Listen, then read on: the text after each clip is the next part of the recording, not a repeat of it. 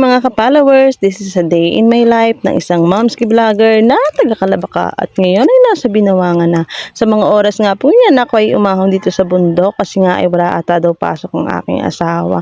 Sabi ko nga ay mauna na akong umahon kasi nga ay baka magpapagamas si tita at sabi ko nga ay sayang din at ako'y magagamas nga.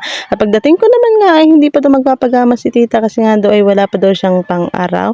Kaya nga pumunta muna ako dito sa aming bahay dito sa Binawangan at sabi nga namin ay magugulay kami ni mama ng gabi.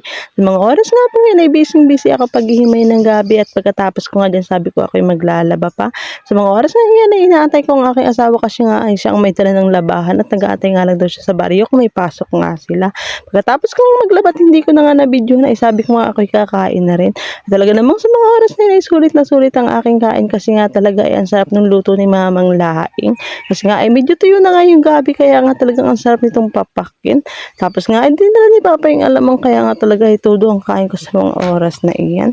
Nakadalawang damak nga ako dyan ng kanin at hindi ko na nga rin talaga tinapos i-video kasi nga talagang sobrang takaw ko na dyan. Pagdating naman nga ng asawa ko ay kasama niya ang kanyang mga kapatid at sila nga ay nangoriente naman daw po dito sa Sapa.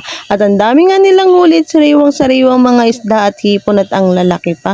Kaya nga talagang sulit na sulit at sobrang dami na naman nga namin ulam sa mga oras na iyan. Sabi ko nga ay bibigyan ko kasi nga ay pang maya day in my life ko yan. Kaya ang hipon naman yan ay dinala ni Kuya Celso kaya nga at sabi nga niya ay gagawin niya daw tinumok. At sa mga oras naman yan ay nagluto ang asawa ko ng langkat sinahugan niya nga ng konting hipon kaya sarap ng kain namin. At sa mga oras naman yan ay busy sila kuya at sila mama paglilinis ng mga huli nilang kalaon. So yun na lang muna for today's video. Thank you for watching. Bye!